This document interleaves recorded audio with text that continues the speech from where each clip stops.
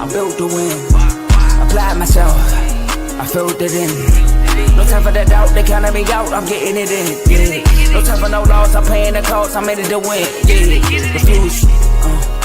Mine, it can't be diffused. If you ain't thinking the same, then we playing by different rules. You can't see the vision, we living at different views. Until we complete the mission, keep getting up, never snooze. I walked a mile in my shoes, had the mind of a fool, chasing diamonds and jewels. Trust me, I was confused. Started minding my business and used my mind as a tool. Ended up finding my purpose and found the time to get to it. They told me I couldn't do it, they told me I couldn't make it. They sold it, could never break it. That's sadly mistaken. I need a piece of the pie, I want it so bad I can taste it. They told me like Toby, keep on running toes, they gon' take them. Refuse to lose, built to win. Applied myself, I filled it in. No time for the doubt, they counted me out, I'm getting it in. Yeah. No time for no loss, I pay for the cost, I'm winning to win. Yeah. Refuse to lose, I'm built to win. Applied myself, I filled it in. No time for the doubt, they counted me out, I'm getting it in. Yeah. No time for no loss, I'm paying the cost, I'm in it to win. Yeah. Refuse.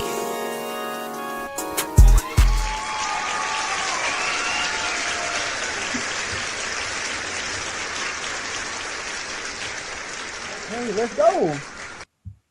Welcome to Refuse to Lose Sports. My name is Joe Jordan. We have a great episode for y'all today. I mean, we got some NBA topics. We got some NFL topics, and we got BWT coming through because we got some baseball topics also. We're going to talk about, Carl's favorite team, the Tigers. Not the Tigers. Well, the Tigers will come up because Teddy will be on the show. You know the trolls are coming, Carl. But we got to talk about the Cowboys. I mean, I can't wait to see what Tombo said a lot in the chat, but we want to hear him on the show and see what he got to say about this whole George Pickens being tagged. And then follow up after that, the Eagles, man, A.J. Brown. I mean, it's a lot of drama going on. Like always, they get a D in the locker room. Pause. And you know why? Because it's A.J. Brown drama. And lastly, the NBA topic, we got to talk about the Celtics. Should Jayson Tatum come back? Don't forget about what Juan Soto said about Ohtani. I know Carl got to say about that. But, fellas, I'm doing great. And as y'all can see in the middle, you got Carl Tucker College, Mr. CTC himself. He just dropped the episode yesterday and 2 days ago, and he might drop one tomorrow too. I'm pretty sure you are. All right? So, you're not? Okay. But he is dropping episodes like every other day. And then just past Sunday, we got Michigan Dunson, Tomo on my far left, but your far right, co-host of In the Red Corner. They just dropped the episode on Sunday because it was a lot of great boxing matches over the weekend. But fellas, like I said, I'm doing awesome. How y'all doing? Your background all right? Because I'm doing good. You know what I mean? I just had to do a little on-air checking right quick. I'm doing good, man. I really want to see what you all got to say about this these NFC East shenanigans that's happening again with the with the Cowboys and the Eagles. I can't wait to hear what Carl got to say about the Tigers, or maybe what did you say backstage? The greatest pitcher in baseball right now? That's what you told me. Best pitcher in baseball right now. That's what you told me. I have to agree with you for now until the Nationals find a way to get back on top. But until then, we got to talk about how Jayson Tatum gonna get back too. We'll see what happens. But outside of that, I'm doing good. I'm doing great, and I also know that money is still flowing in because Floyd Mayweather got to get back to boxing. Take it away, fellas. I'm doing good, man.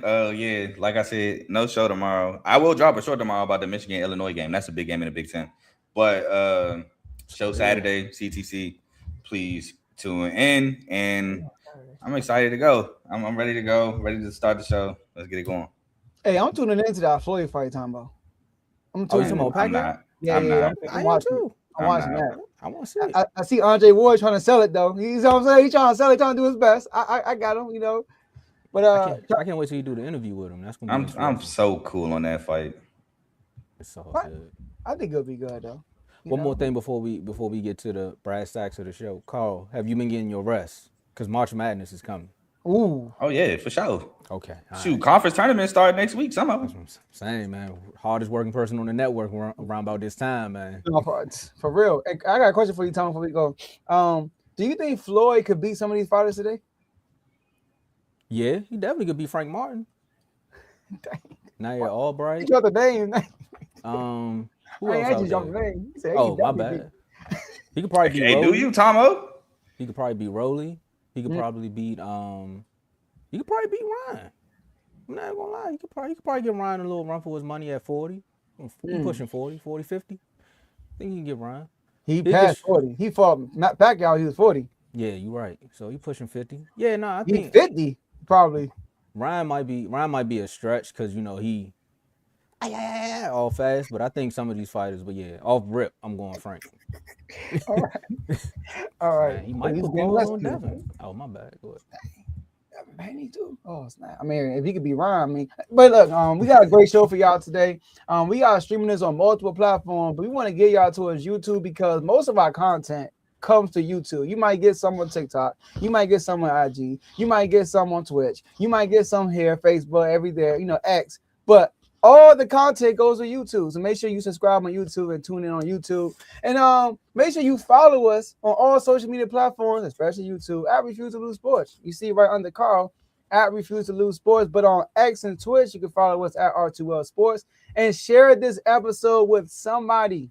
I mean, we talk about sports, period. So any sports fan, have them come on and watch this show live with you because you can be involved in the show by being in the comment section. We can see all the comments y'all will be putting out throughout the show.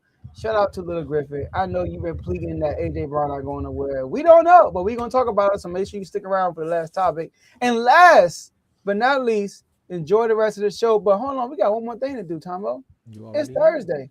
We just had a doghouse earlier today. They just threw some guys and girls to the doghouse. No, some guys in the doghouse and some guys and girls were dogs in the yard. Shout out to the Olympic team for the NHL, for the hockey team. Tombo, let's turn up. Turn me up. Tombo, floor is yours.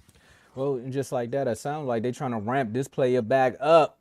Or maybe they're trying to rush him back out there because they feel a little nervous because the Pistons out there doing their thing. The East still wide open as long as Jayson Tatum still trying to recover. You see what I did there, Carl? Jayson Tatum came out after playing 5-on-5 and he dropped this quote and he was basically saying, not saying I'm back or I'm not. It's all about getting 100% healthy. And we've been talking about it, kind of little subtle feints here and there. Go back to some boxing terminology for y'all about Jayson Tatum coming back or who's the scariest team in the East. But it seems like we're going to do a better job than Joe Mazzulla did when they asked him, is Jayson Tatum coming back? Or should he come back? Because that stare was, I don't understand what that was happening there. So, Carl, with this question here, with the Achilles injury, he's coming back from it. We know players have tried to come back from it. We've seen what it's done to some players. Boston is trying to get that next ring. Should Jayson Tatum come back this season? So here's my answer, right? Because I didn't watch the guy in our Darius Washington who tore his Achilles, right before draft day, right before the NFL draft, or on draft day. It was around that time, and he came back against the Bengals our second game. So that was a kind of a fast turnaround. That game was in December. The Achilles happened in April. It's like less than 9 months. Now, my answer is this. If he doesn't return before the playoffs, then no, he shouldn't come back. But if he can return within 10 to 12 games so they can have some room to figure it out with him returning, I feel like if he could come back within 10 to 12 games, let him. Because you have games to figure it out, especially if the Pistons can extend this lead in this with us being up 5.5 games, with us having 25 games left, you have some room to play with, to figure it out, for Jayson Tatum to get his footing. I don't want to say figure out his role because he is the star player, but he may have to find a role until next year because he is coming off an Achilles. So if he can't come back within 10 to 12 days, just sit him. Because I don't think you should come back playoffs and ruin the chemistry they've built. But like I said, with 10 to 12 games, you could figure it out, and then you could find a groove before playoffs. So that's my answer. Yeah. So Cam Akers too, Carl. Another example. He got hurt in the year, right? Like the season already started, and he got hurt, right? And he came back. I think it was like first game. Yeah, he came back in the same year, which is in the NFL year, which is way shorter, which is crazy. So, do I think Jayson Tatum should come back? I'm kind of with you, Carl. If it is, they got 24 games left in the season. They are the number 2 seed. So if you can get a man before the playoffs so he can, ramp up, like Tomo said, and gradually work his way up into the playoffs. And even in the first round, right now, they are lined up to play Orlando Magic. Orlando Magic. And we know what happened last year. Tatum got hurt, and Brown led them to victory over Orlando Magic without Tatum. So they are confident they could beat Orlando. They might have to play Miami. I'm pretty sure they're confident they could beat Miami, the Hawks, or the Hornets, So, like, they should be favored in that first round matchup if they keep their seed in the right way. So you will have the first series and the rest of the regular season to get Tatum right. And the reason why I think it's smart to get him back if he can't come back, because a lot of people say, let Brown cook. Let's be real. Are the Celtics winning anything without Tatum? No. I get it. Brown having a really good year. Celtics looking nice, except for last night. They're looking nice. But they're not winning a ring without Tatum. Shout out to my boy Teddy. He will say the same thing. So I think that if they have like I said about the 76ers, people say, my boy AJ, he said on Unfazed, make sure y'all check out Unfazed. He said early in the season, he was like, man, they should trade Embiid. I'm like, if it's a year you don't trade Embiid, it's this year because the East is, sorry, Carl, wide open. That's fine. That's fine. You can say that. It's just the second part that I get like, all right, bro, relax. I got you. So it's wide open. So this is a year. If you are in the East, this is your opportunity. Even the Raptors are looking like, yo, I know we're not as good as these teams, but if there's a year that we can sneak and get up there, this is a year. So that's how I feel about the Celtics. You don't want to take these seasons for granted. The goal every year is to win a championship. So I think if he can come back in the right time. Now, if he can't come back into the playoffs, let's let him wait till next year. But if he can, like Carl said, within like 10-day window in that first round, I'm cool with it. Second seed in the East, Jaylen Brown has been balling. He's been balling so much that everybody got him in the MVP conversation. Some people got him winning at this point. So that's one of the things that we're talking about as far as the chemistry that could get fractured a little bit. But also, think about this, Jayson Tatum. When you came back, and y'all actually think about your finals run. That whole finals run, the whole team was, the whole world was like, is it Jaylen Brown's team? Do you see what he's doing? What is Tatum doing? Is he the face of the team? Should he do this? Should he do more? Should he try to apply himself more? And then Jayson Tatum was just saying, look, man, I'm going to do what it takes to win. I'm going to do what it takes to win. And rushing back after the Achilles injury is not doing what it takes to win. Like, of course, in 5-on-5, it's going to look good. But again, you got to think about your teammates. They've also going to be like, hey, man, we're not going to put too much pressure on Tatum because, again, bro, we need you. We actually need you. Versus when you go out there against a Wizards team who probably is like, look, we here for a draft pick, so they probably do play a little light on you as well. So let me think of another team. Maybe the Hornets, right? Who are trying to play in for a play-in spot, show the world that they can actually drive without bumping into people, if you know what I mean by that. They might actually try to bump into you. Yeah, and then no, you're going to be looking at Jayson Tatum going to be down, and you're going to be like, now we got to wait a whole nother season for this, because I think about KD in the finals. The Raptors won the finals because of that injury there. And he technically said he was feeling away, where he was like, I felt something, but I still wanted to go out there for my team, and then boom, this is what happens. And then also 10 to 12 games could be a good ramp up, but that comment right there is another reason why I'm like, you could wait it out just a little bit more, because the playoffs is where it does get more physical and it gets more personal. So are you going to be able to take that backseat role just a little bit and be more of a facilitator and stay out of the way of trying to stay out of harm's way? We don't know. So if I'm the Celtics, I'm not pressing it. What do you have to prove this season? And again, if the East is this open, granted, the same teams are going to be there next year, but we don't know what's going to happen with the Bucks. There's so much change in the offseason that you all can come back and still be, you all can replace the Pistons and be number one next year. You don't know. Mm-hmm. Shout out to Kevin right here in the comments. I do want to say the card before you go. Let me say this. If he's not 100%, don't come back. Only come back if he's 100%. Because 100% right now, 100% next year, it's all. I never had an Achilles injury, but I'm assuming, Carl, you sports medicine guy. Hey, look, I came close. I sprained mine not too long ago. Remember, that was like, I do. But this is what I'm saying. When you have an Achilles injury and you are 100%, right? Mm-hmm. What's mentally is different, but what is the difference between I become 100% in February and play in April versus come 100% in February and play in October? I don't know if I get your question. So like if he's 100, because he might be you saying all right? So what's the difference of him being 100% now, but like I don't want to risk it, and he waits till next year, as opposed to I'm 100%. I know I can go, but they telling me sit it out to next year. Well, it's not them telling me. It's like it's probably better. Yeah. I guess they telling you. It can be mental. Sports psychology is a real thing. Like when I sprained mine, I was pissed off. So it is mental. It can be mental, but it's, to be honest, if you're 100%, you can go. Like if you're 100%, so play if you can.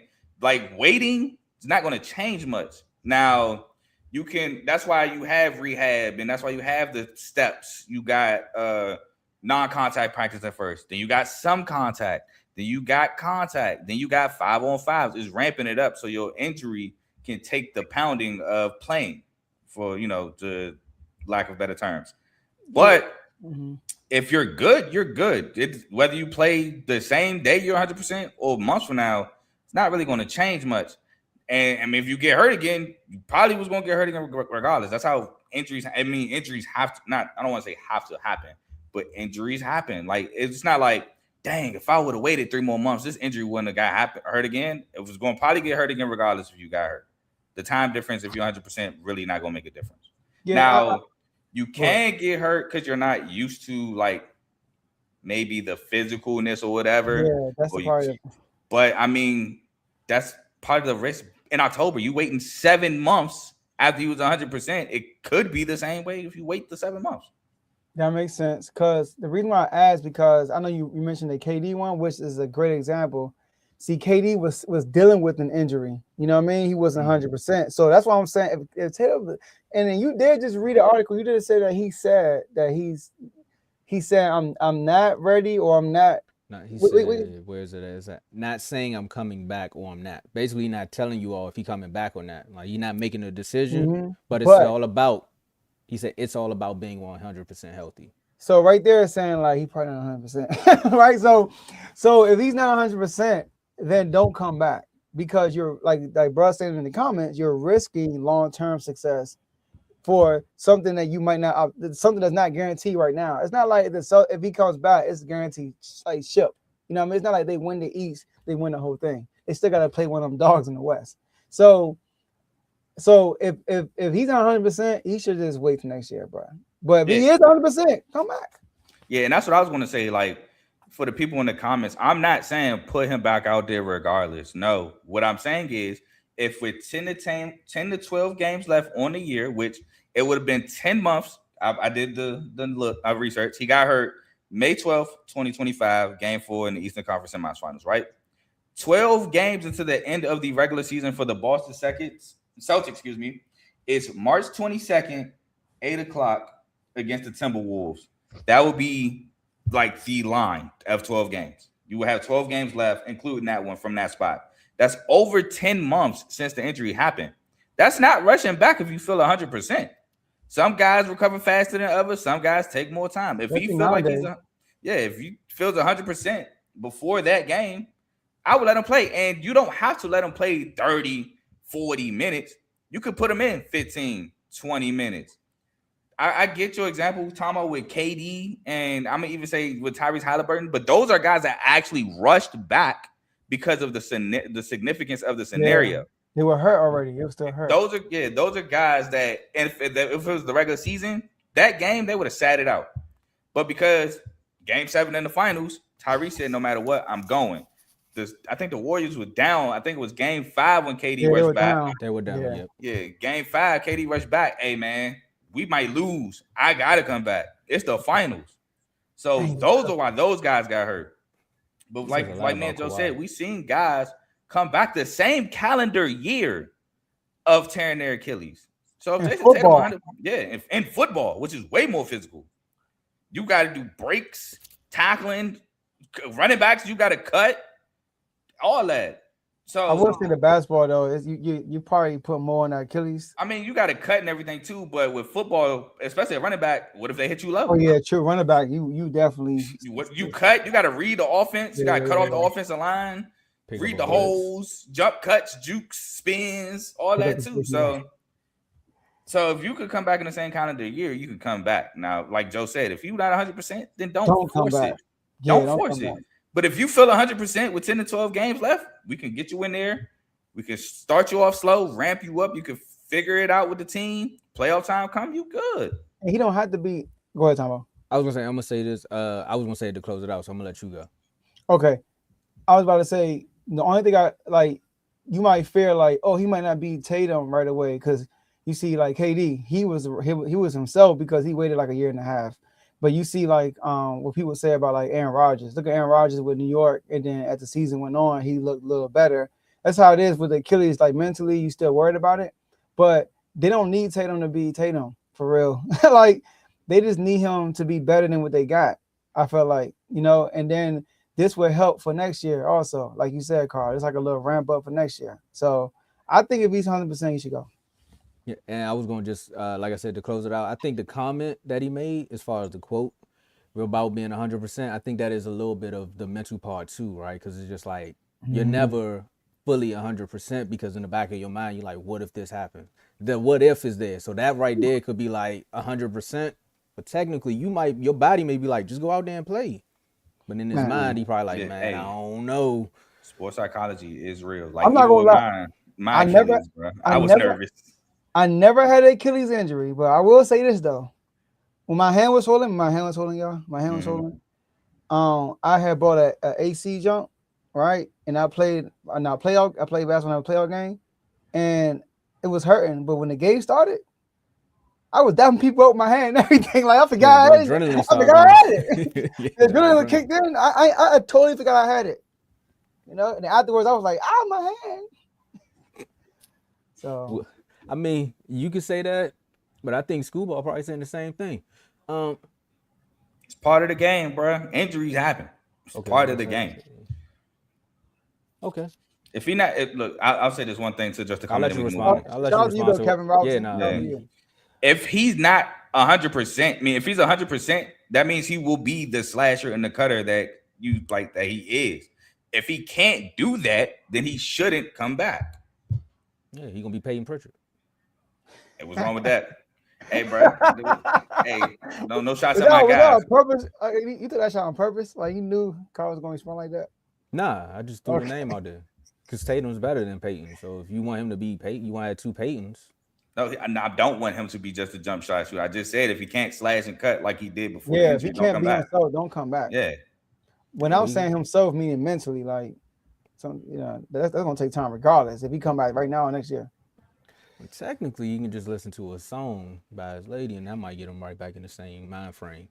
But Carl, this segment here is brought to you by BWT. And if you don't know what BWT means, that's baseball. Hold up, BWT. That's baseball with Teddy. I thought it was Teddy talking baseball, but that's a whole nother show. But it's no way. You're trolling. I am, because he backstage. And I know he's gonna have some fun when he come up here. So make sure you click the link below and you subscribe to BWT, because I know Teddy's gonna have a lot to say about this segment here. I know he's gonna have a lot to say just about this one picture because of the MLB chat that we have on Instagram. Make sure you click the link. We have another link as well, so you become a member so you can keep the conversation going. So Kev, I see you in the chats right here, but I want to see you also on them Instagram chats. Can we bring BWT up? What's up, Teddy? Hold on for a second before you go. How you feeling? I feel amazing. It's okay, man. The last time we seen you, you was happy, but I understand it now. I understand. Listen. I just want to let everybody know I was not ducking, all right? I didn't duck the Super Bowl show after, all right? Because I don't want anybody to say, oh, Teddy was talking crazy on Sunday and then he didn't show up Monday, all right? I coach baseball at night on Mondays, all right? So I don't want to hear it. Well, you're here now for what seems to be driving the baseball streets a little crazy because Skubal came out and said, look, I'm making one start.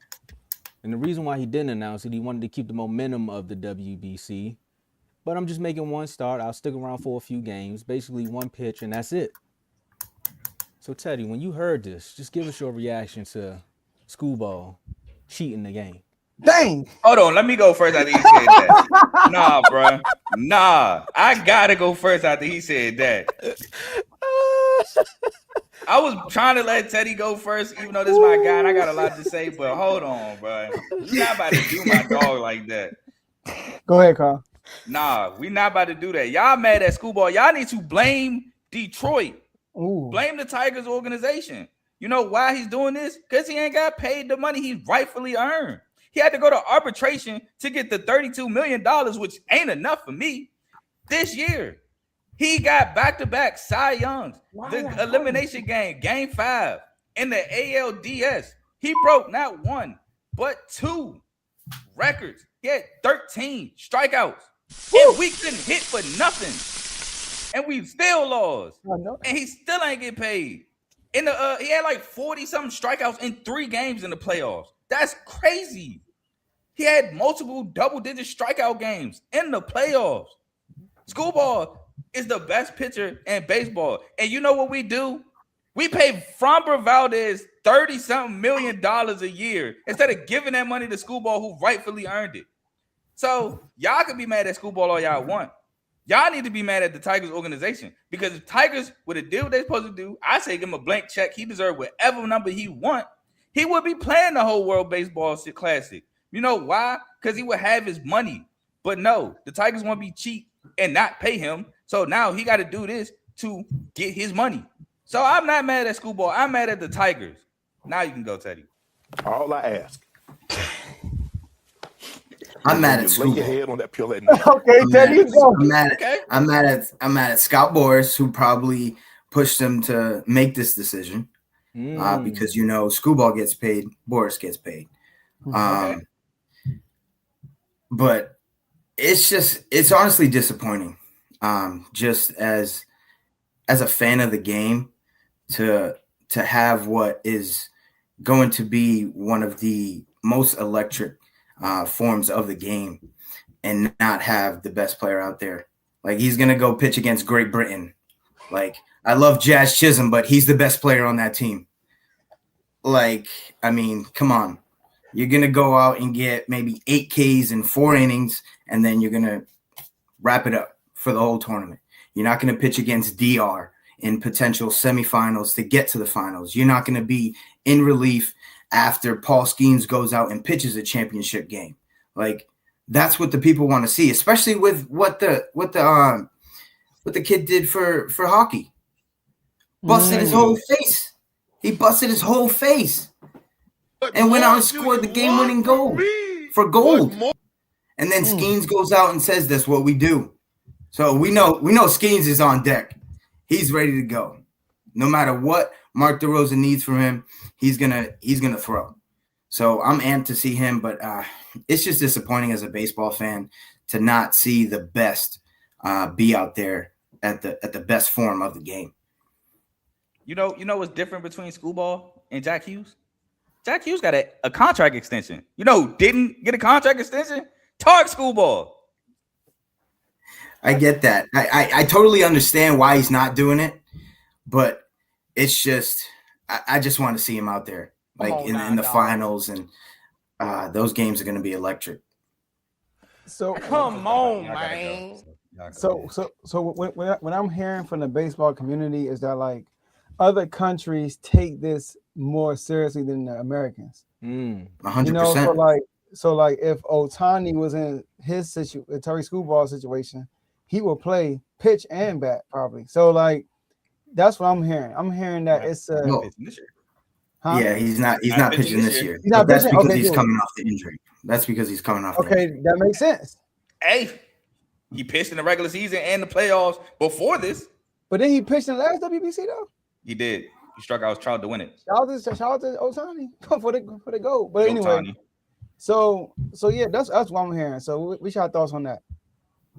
What do you mean? I mean, I gave you mine. He would be doing it if he got his money. Ohtani got his money. Yeah. I'm saying, do you think if Ohtani was going through what Skubal was going through, he wouldn't play? Oh no, he would play. He wouldn't. No, well, he would play. This means everything to the nation. Here's my difference. Sorry, Teddy. I think he would bat. If he didn't have his money, I think he would bat, but he wouldn't pitch. Pitching is way more severe than batting because I think he would bat for sure. Throwing your arm. For your country, though.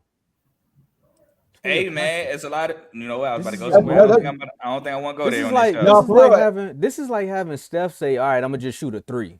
What are you here for? Why are you even coming? Man, Steph got multiple contracts. No. I'm just saying. No, Steph never played for real until last year, though, Tomo. But what I'm saying, he was always hurt, though. He was always hurt. But I'm just saying, just think about it like this is the one time. Okay, you know what? Because that's like LeBron saying, you know what? I'm gonna just do a layup, and he on Team USA. You the best player on Team USA, and all you gonna give us is one layup and watch the team for the rest of the game. For the rest of the game, why are you still? That's what I'm saying. Like, why are you watching? Don't go at all. Yeah, that was crazy. I'm gonna stick around for a few games. What? What is this, the home opener for the Yankees? Like, what are you, 50 Cent? You just gonna throw it across the home plate and then let the team play? No, that don't make sense, Carl. I know. I can feel you on that. I can feel you on he shouldn't have did it at all. Because I can get with that. You shouldn't do it at all. But he probably won his one little pay me game. And then y'all gonna pay me. I'm not doing the rest. It's Great Britain, bro. Great Britain. Like, come on. You can go out there and pitch right-handed against Great Britain and do well. Pay me. No, that is like, yeah. But I do feel y'all on that. I can agree with he shouldn't. You know what he doing, Carl? This is similar to what you said about the Pistons trade. This is your hair. Dang. You're right. That's what it is. Like, here you go. Dang. So when Carl said that, I was laughing. But do y'all think he would change his mind though? Like, y'all think he's like he's. I think it's locked. Yeah, I think he's set. Yeah, I don't think he changes. Come on, Scoop. Oh man. Dang. It's the Tigers. I blame the Tigers. I'm sorry. He should have been. What if it comes down to like the pitcher to win gold? What if it comes down to that? I don't think he would be. He's not a closer. They're going to use somebody else. I'm about to say he's not going to close. They probably just use Mason Miller. But I'm saying, what if it comes down to that and they don't succeed? What if pitching was the issue? I don't think Skubal was going to close regardless. No, period. I'm saying like, you just saying what if I we go back to the game? It's like, dang, if they had Skubal, they would have won. Hey, they be all right. They got schemes. Dang, man, I blame Detroit. I'm sorry, bro. We disrespected this man. We said he worth $19 million a year. Are you serious? Oh, I do want to say this, Teddy. After seeing his post, do you think that he would be a Tiger? Oh, he's gone. Oh, that boy's gone. God, that boy's gone. Dude, that song, just the song in general, just like, and then if you keep listening to it, he cut it off. He's smart. He cut it off. If you keep listening to a couple more lyrics, bro, we're not here for that. You gotta pay up. You gotta pay up. Oh, what song was it? I didn't see the post. What song was it? It was the I forgot. It's one of the J. Cole songs. Okay. On the new album. Oh yeah. I don't have a city. No, you ain't. $19. Dang. Yo. Baseball. We're talking strictly baseball. Oh, baseball. Okay, baseball. So I don't want to come to grips with it, but I ain't gonna lie. If I'm Skubal and I see that y'all pay a different pitcher my money and then told me I'm worth 19 and gave this man over like 33, 34 million a year, I might be gone too. I can't lie. No, that is crazy though. That's normally how that's how franchises do. Nah. And Detroit is known for this. Detroit is known for this. Teddy did tell me we are. They let Justin Verlander walk in his prime. They let Max Scherzer walk in his prime. They let Anibal Sanchez walk in his prime. Rick Porcello walk in his prime. They all left and won Cy Youngs for other teams. Question: Verlander back now. We supposed to be happy. Yep. You know what this is like? 46 or something like that. This is like the Pistons telling K next year we ain't paying. Man, what? Because y'all were number one. Y'all was the number one seed the whole year for real. And y'all flopped in the season. But yeah. The pitching went down the drain and couldn't hit. So but yeah, that was the Nats all year. Anyway, We know we bad. Your picture over there selling dreams. he not selling nothing. He not getting paid. He trying to go over there with one pitch. I know that's crazy. You What? talking about the WBC? Yeah. Man, whatever. Nah, he performing. He performing at home, but when it's time to put on for the country, he like, nah, I only got one for you because like, my nah, I home ain't get team paid. don't want to I pay don't- me. But that's the thing, though. Teddy could correct me if I'm wrong. I don't think Skubal has ever gotten a second contract. No. Yeah, exactly. Bro, he is by far the best pitcher. It's Hey, not him. It's the what? Tigers. When was the last time y'all made the playoffs? Before this year? The year before, we beat the Yeah, Astros in the first round, and then we lost to the Guardians because was it Dave? No, it wasn't Dave. Was it? No, it was Lane Thomas, right? Yeah, I did lose to the Guardians. I remember that. What about before that? When's the last time y'all went? Oh, it was a little minute It before. was a that. while, right? Man. Yeah, I remember that Guardians one. I think I picked the Guardians to win that series too. I'm sorry. I think I did. You weren't sorry. You did it for a reason. Yeah. Should have won. We was up 2-1 in that series. Little attitude. That's all. We gotta bring that home, just like we gotta bring the Mariners game 5 home. But and that's another thing. I can see if for one we allocated the money and fix what we actually need to fix because our hitting is terrible. But then we don't even do nothing. Like and Teddy told me to calm down, but I'm not. We mortgage our future on 2 prospects. And there's no salary cap in baseball. Like, what y'all? Those kids are gross. Those kids are gross. That's cool, but it's their first year playing pros. Trust me, those kids are good.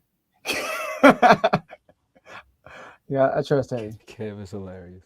I do too, but I'm not trying to mortgage our possibly last year with Skubal on 2 prospects. I get You that. got to keep Skubal, and there's no salary cap in baseball. That's the crazy part about it too. It's not like they can't Until next year. Hey, you have one more year to say that. And we didn't. Once the CBA runs out, there might not be a baseball season next year. Bryce Harper's ready for it not to start. Well, Bryce Harper, we already know. Don't start. I'm just saying. Bryce be ready to leave instantly anyway. So I'm just saying. Bryce will walk out on. And that's right. Get on one of Teddy's guys. Don't start. He should have said he would have got a ring. No, he wouldn't. Just save that for the chat. Nah, save this one for the chat. Make sure you click the link down below. You know what we're talking about. So with that, I mean, outside of Bryce Harper, I mean, there's another baseball guy that has a lot to say, and some people are disagreeing with it. What you talking about, Soto? Juan Soto came out and told, basically he was just, I'm not mad at the comment, but he was just saying, look, Ohtani better keep playing. I'm going to paraphrase it. Ohtani better keep playing as good as he is because I'm on my way. Or I'm coming. So with that being said, Teddy, is Juan throwing shots? Is Juan out of his Soto mind? Like, what's going on here? Tell us how you feel about this comment. I think Soto is being the $765 million man that he's supposed to be. Oh, jeez. I had it right beside me. So I think I love the comment, right? You got to have confidence, especially with the way that they performed last year. The owner coming out and saying that there's not going to be a quote unquote captain anymore as long as he's owning the team. So, I mean, you love to hear it as a Mets fan, right? Because that's what you expect when you go out and spend the $765. But he's out of his mind because Ohtani, he's the second best player in the Major League Baseball. You lost your mind. And Soto's not number one. And Ohtani's going to be around for a while. The number one player is the reason why he left the AL. So just relax over there, right? I love it if I'm a Mets fan, which I'm not, they suck. And they're going to be the Mets at the end of the day. But that's another topic. But as a baseball fan, it's like, dude, you're insane. Like he has. I told Joe when he called me the other night. He had one good season stealing bases, and he thinks he's gonna go out and steal 50 again. Like it's not gonna happen. Like he would have to break like all-time records to get an MVP. And I don't think that's gonna happen. See, what I don't like about the comment is Ohtani better keep being good, because if he's not being good, then I can get it. And versus raising himself up to Ohtani, he's telling Ohtani, you need to slow down so I can get it. But I think a real challenger would say, I'm coming. I'm coming, Ohtani, but instead he better keep playing like he playing. So you're telling me if he keep playing like he playing, you will never catch him. That's what you're saying, right? For real. So that's the only thing. So I do like you said, I like the confidence and everything. I like the competition. I like that somebody went at Ohtani. And this is the first time somebody said something about Ohtani publicly like that, Teddy. Yeah, I think so. You know, shout out to him. But he gotta live up to the hype. You know, I remember a long time ago there was a guy that said something about Jordan, and I mean, dropped 7 threes on him in the NBA Finals and beat him. Shout out to Clyde Drexler. Go ahead, Carl. I say a lot of people. Man, Juan Soto out here is god daggone mine. You don't even come close. I got some numbers for y'all. Just off last year. So Juan Soto, right, in 160 games, 152 hits. It's cool. 20 doubles, 1 triple, 43 home runs, which is the most in his career. 105 RBIs, average of 263. So that's cool, right? Let's go to Ohtani, as I like to call him. Shohei Ohtani. In 158 games, which is 2 games less, 172 hits, 25 doubles, 9 triples, 55 home runs, which is the most of his career, but the year before he had 54. So he's at 50 twice. 102 RBIs and an average of 282. And let's not forget, he is still one of the best pitchers in baseball. Now, did he pitch the whole year? No, he was coming off a UCL injury, the Tommy John surgery, and so he didn't pitch till late game. But he did have a playoff game where he had, 3 home runs and 9 strikeouts? You come on, man. He don't come close. And for that AL comment, Teddy, he left the AL because the Angels suck.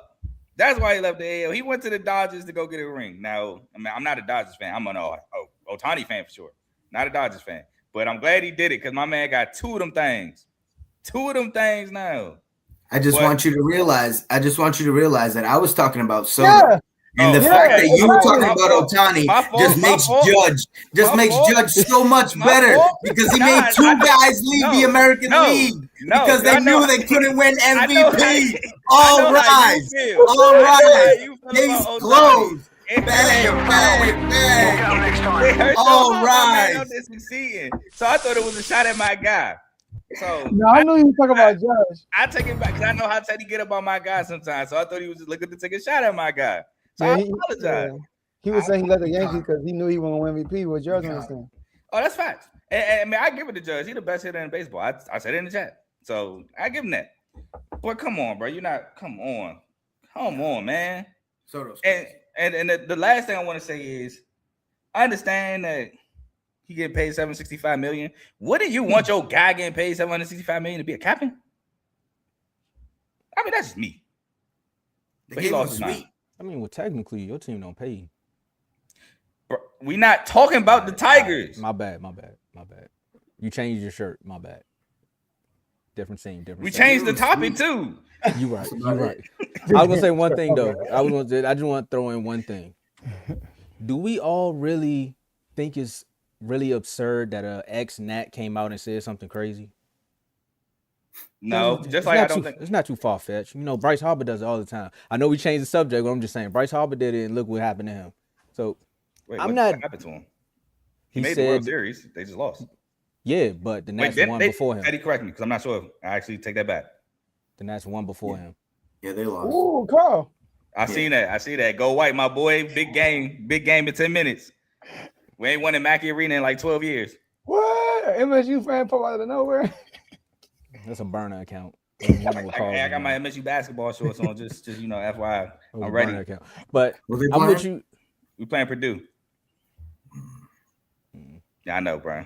Y'all about to lose. I just want to say this though. They beat Joe, y'all by 30. I agree with you, Joe, on what you were saying. The comment is he better keep doing what. So what are you saying about yourself though? Like when you look yourself in the mirror, are you saying Ohtani's better than me because he's playing, or are you just going to be like, look, Ohtani's been playing good, but I'm coming for that spot? That's what the comment should have said. Not so he better keep doing what he's doing, or are you trying to tell us something that we don't know? And I don't want to throw it out there, but FanDuel is around.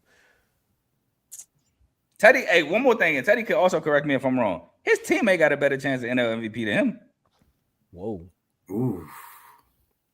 Lindor? That's an extreme. That's a hot take. That's a hot take, and I love it. Is it? And I love it. No, I love it. I love it. That's a short.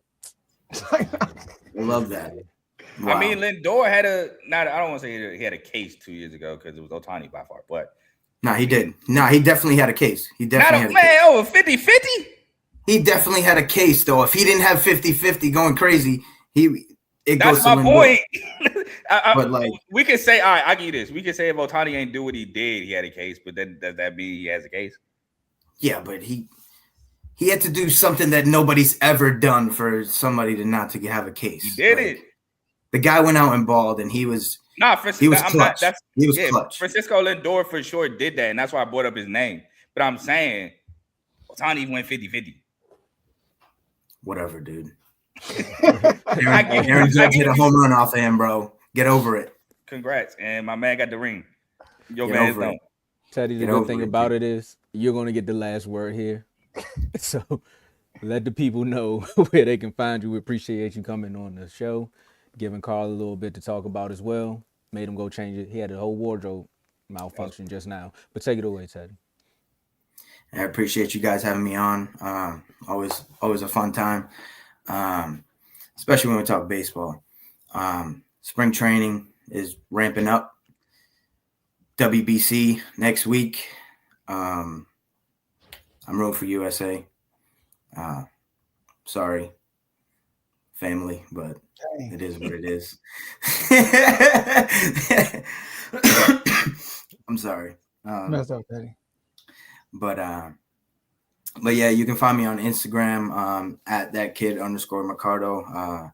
Find me on YouTube on the link below. We'll be going live to start previewing soon for the MLB season, predictions for the awards and stuff like that, and probably doing something for the WBC as well. So make sure you click the link and hit that bell so you are notified the next time that I go live. That's good. Appreciate you, Teddy. Yes, sir. And just like that. Hey, whoever Kev OG28 is, can we ban him? Wow, what do you do now? Oh.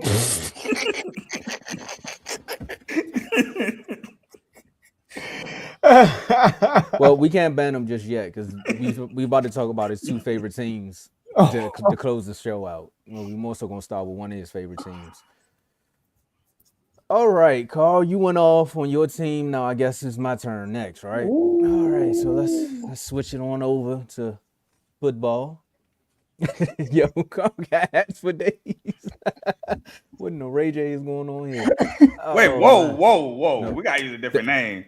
The episode where Ray J changed his hat every 5 seconds. Hey, look, we still got to use a different name, bro. Okay, man. All right, what in the new era is going on here, man? Bro, I thought you had a mullet on, man, for a second. Oh, you thought I had a mullet? Nah, my hair, bro. My hair get messed up in hats, dog. I know. You get your hat off and get mushed up together. Well, I mean, that's what's happening with the Dallas Cowboys front office. Yet again, another offseason where we're talking about franchising a player who had a stellar season just, some would say, 2 months, 3 months ago. So it's been rumored or expected that the Cowboys are going to place the franchise tag on wide receiver George Pickens. Cowboys VP Stephen Jones came out during the combine that, hey, we're thinking about putting the tag on Pickens. We want Pickens around. He's a good guy, but we don't know what's going to happen long term. The tag is set to cost around $28 million. They have to, of course, he has to have a decision by March 3rd, which is right around the corner. For real. Some would say Pickens was a rental. It's literally like It's next 4 week. days. I know He's it's like standing in the 4 window. days. 4 days from now, man. I don't even want to get into it. But Pickens this season with the Dallas Cowboys, 93 catches, 1430. I'm gonna just round up 1430 yards, 9 touchdowns, and a list full of clips, a list full of memes, hurdles. There's so many things that you could say with this George Pickens season that the Cowboys had. And people want to ask me how I really feel about it. So, first things first, I know I said it in the NFL chat, but I'll say it here. Stop comparing this situation to Micah Parsons. Just because they have the same agent is not for you to jump out there and be like, remember what happened with Micah? Oh, this happened with Micah. Do you not also remember, or do you all not see the type of player / person that Micah Parsons is? So you already know, and he came out and said it several times, that he had a different type of relationship with Jerry Jones. I mean, his family had a whole suite at the Cowboy Stadium that they still have up until, the whole him going to Green Bay. So this whole season, his family had seats at the Cowboys ring. So that right there just lets you know the type of expectations and relationship that he had with Jerry Jones. George Pickens was not drafted by the Dallas Cowboys. George Pickens does not have that same said relationship with Jerry Jones. He's a player that he traded for, that they really just went out and said, we'll see what happens. And I remember when the trade happened, what's the first thing the whole world said? George Pickens going to Dallas. We'll see how that works out. He does this, and he's a cancer in the locker room, and he's this, that, and the third. I ain't see none of that in Dallas. I didn't see any of it. Of course, you may have seen 1 or 2 games where he had his, his loaf moments. But outside of that, I didn't see him have all them same moments that he had in Pittsburgh. Maybe one because he had an actual quarterback throwing him the football. There was one game that I literally watched George Pickens where they could have beat the Cleveland Browns in the snow. He decided to go fight the cornerback instead of go for the ball. I did not see that in Dallas. I think that's Greg Newsome. It was. I literally watched that play the other day. Carl was like, he didn't even look for the ball. He went straight for Newsome. Like, no, bro, this is our fight. You could have won the game, George. I didn't see any of that in Dallas. I gotta go find that clip. I gotta go find that picture for you too. I told you did the Billionaires Boys Club photo shoot where all Dallas get on.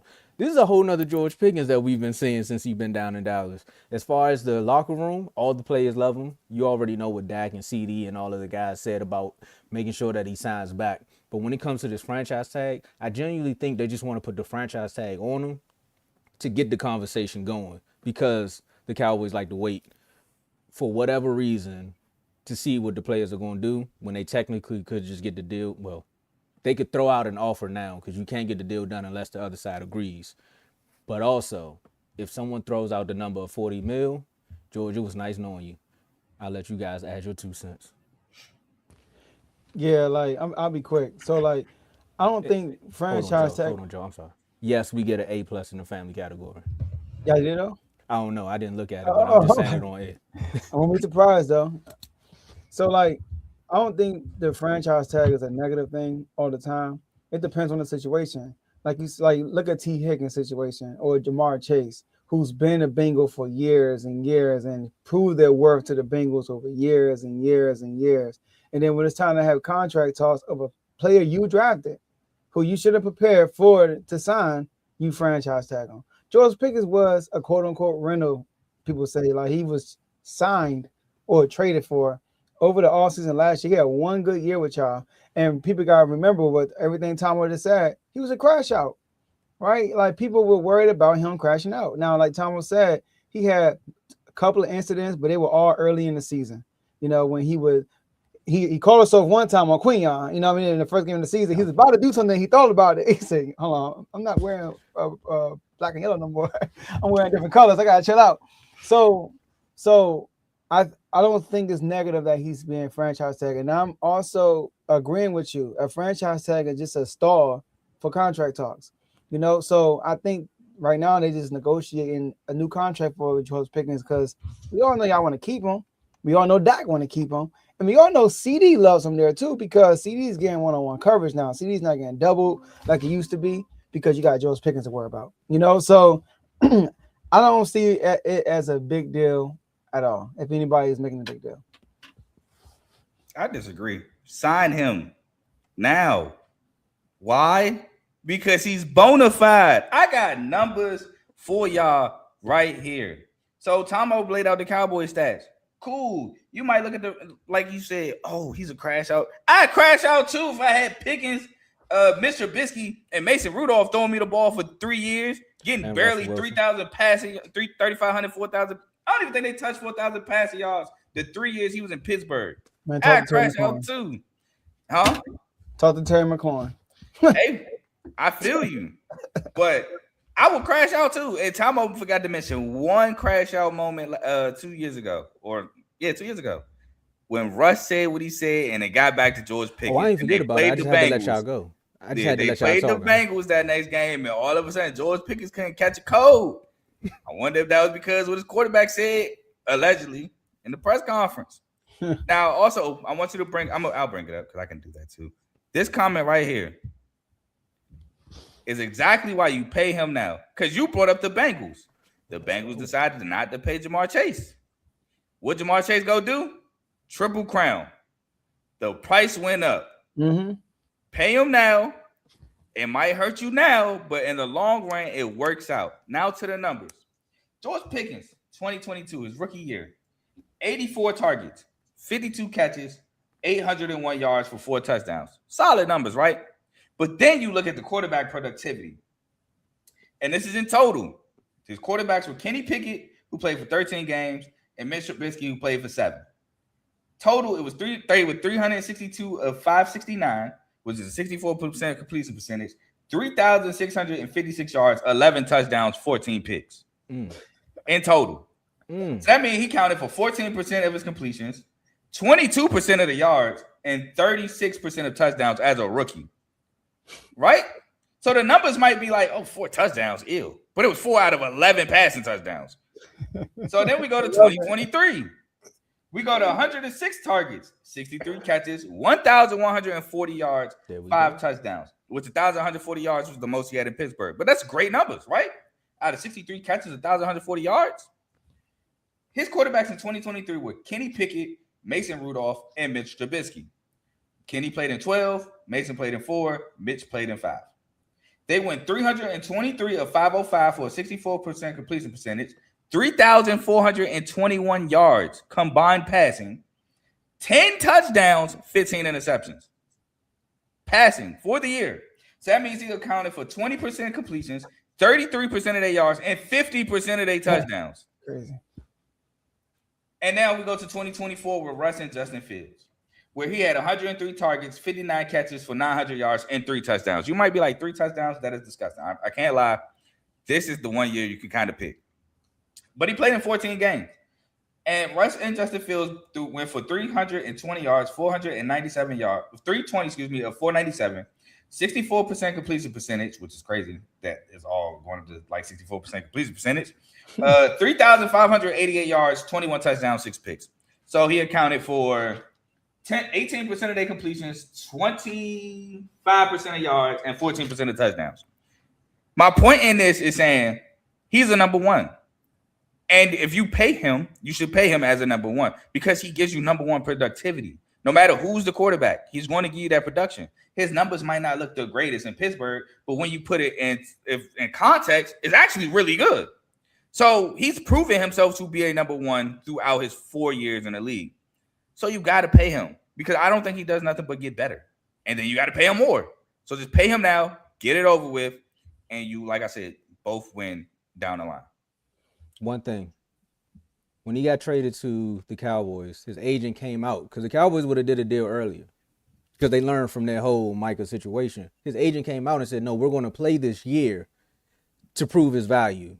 So that right there is why when everyone's saying pay him right now, it's like, well, this was what his agent wanted, not the franchise tag part. Him to play out, have the year that he has, show the world that he's not a crash out, and that he is a number one. Because all the numbers that you just said, Carl, I already know David Mulligetta and sat down and be like, oh, no, he's up there. But in Dallas, are you going to pay George Pickens more than $40 million a year? 40, no. Yeah, 40, no. Because that's the highest contract. Because right now you got an average of Jamar Chase, Jettas, then a CD. But I'm not saying give him the most money as a receiver. But what I am saying, what's the franchise tag? Like 28? 33? I do want to say this. I ain't mad at 35. I ain't mad at 35 either. I do want to say this. I'm with you, Carl. What I'm saying is this not going to create no bad blood. I don't think. Like, I think that a franchise, I think George Pickens wants to be there, and they want George Pickens. But the longer they wait, the higher the price goes up for Dallas. I think George Pickens is looking like, I'm good regardless. I think he will be willing to pay on a franchise tag. You know what I mean? Because playing alongside CD Lamb and Dak, he's going to have another good year, bro. He's going to have another good year. And plus, they got a better DC, right, Tombo? Deep's going to look a little better this year, right? Hey, I ain't buying into the hype. Oh, I you not? I like what they got going on, but like I said, when we got our head coach, I like what I'm hearing, but I gotta see it. I feel you, and rightfully so. Yeah, I buy into the hype, and then we go out there and be a flop. Then I'm like, Tom, what you said? I'm like, see, nah, y'all not gonna get me. Right? So here's my thing, right? Some of y'all. Because I could feel you, you know what I'm saying? The longer they wait, so you cooling. But what if he get hurt? God forbid. And what if it's bad? Side? Yeah, you don't get the reassurance. They'll pay him. I think they'll pay him. Are we sure? Like bad, like how? What do you mean? Like what if he tears Achilles like late into the season next year? Hold on. What if Man, he tears that's like worst case scenario, like. Yeah, well, I'm saying though, I got that's the why I worst say case God scenario. forbid. The player, the quarterback of the Dallas Cowboys had the worst of the worst case scenarios happen playing on the franchise tag. When he had that gruesome injury, When was that though? When was that? He was on the franchise tag. No, I'm like saying, was that like after like his rookie deal, which was shortened because he was like a third, fourth round pick? That was after his rookie deal. That was after. That was the year he was supposed to get his second contract. Yeah, second contract. Yeah, and he played on the franchise tag, and then that happened, and it was like, we don't know if he ever gonna play football again. And that whole off season, it was like, do you pay Dak? Do you pay Dak? And then they paid him. And technically, knowing the Cowboys, if that was to happen, that's the moment they will pay him because they like, now we can really get him for cheap because that's another thing. Well, that's what I was saying, though. That's what they used to do. I don't know. This new franchise, they moving a little funny. I don't know this Cowboys front office the way I used to know them. They signing all black staff and all that. It's a whole new regime. I don't know what's going on in Dallas no more. But outside of that, y'all don't think he would hold out though, right? I don't think he will hold out. I think his agent would tell him to hold out though. Hold on, you talking about this year or the year after the franchise tag? This year. The year after. Oh, I'm with you if you hold out the year after if they do that again. Yeah, that's different. That's what I'm saying. Like Jamal Chase got a franchise tag one time. No, he didn't get a franchise tag. He didn't get paid. He asked for a raise and he didn't he hold out?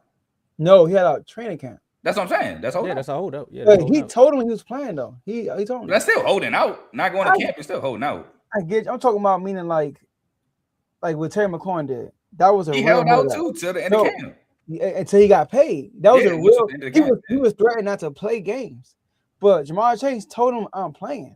He mentioned I'm playing. Like I'm just not gonna practice. You know, just because he probably. I think it was voluntary. That was a voluntary camp. I don't think that was. No, he held out a training camp. You got checks? Oh, it's not.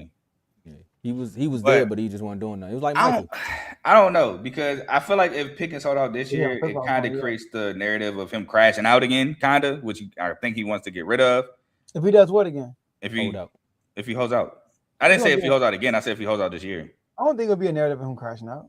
I kind of think it will. For real, of him holding out after having a year. I'm not gonna lie. I think honestly, it would be the agent. This is where the whole Micah and them having the same agent come into play. I think his agent would tell him to hold out. I think people would see that. I think he would play, but I think his agent would be like, nah. I do think if he hold out, people would look at the agent like Tom was saying, be like, the agent. We just saw this last year with Micah. That's what I'm saying. Like the Cowboys got a little safety net and Pickens with this one because of what happened last year. Y'all are thinking of a regular like player that doesn't have baggage or this tag on him.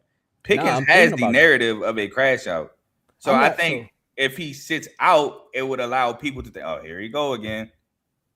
I think you're gonna have some. I think you're gonna have some, but I don't think the masses are going to do that because of what happened last year. You're gonna have some people being like, "It's Dallas' fault," and then you gonna have some people saying, "Well, it's the agent that's telling them to do that."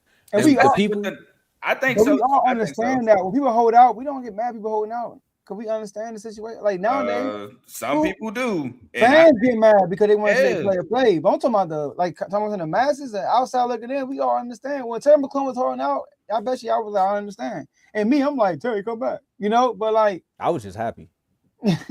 Like see when somebody Mike was else have holding all out, we season all drama. understood. When Mike held out, we all understood. No, I didn't. I agree, Kev. I I didn't. think it would be legit for him to hold out too. But what I'm saying is, I think people, especially since the number 28 million, you already know how people say, man, you making so much, you can't do this, and that. Somebody hit 28 million for a year and he's sitting out because he wants reassurance. Pretty sure some of them people gonna be like, bro, you can't just play for 28 million. And I agree with you on that. There's small gonna be mind some people there. Yeah, it's gonna be some of those. But most will be like, we get it. And especially, Oh, no. come on, Carl. This is dollars you talking about. Everybody against dollars. No. If he hold out, they're gonna be on Pickens' side. You know that. That's what I'm saying. That's why I say it's gonna be a nice little pie. It's gonna be the people that you talk about. It's gonna be the people that's talking about the agent, and then it's gonna be the Cowboy fans. Well, it's gonna be the Cowboy fans talking about the agent, and it's gonna be the other people, like the 4-letter networks that's gonna be like, well, here go Dallas yet again, not paying somebody who earned it. Blah blah blah. I think for sure earned it. Carrot is pushing this like. I mean, it's the truth. It is true, but it's like. I hope you stick around for in the next 15 minutes because I'm going. Teddy, they call it enterprise to extend the rental. That's what they're doing with the franchise tag. They extended it for 1 more year. Honestly, and then again, you got to think about the situation that the Cowboys is in too with George Pickens. Like 28 mil to tag him to make sure that he don't talk to nobody else. Because it's like, bro, if he go out and be a free agent, the Raiders can throw him 45 instantly. Like, here you go.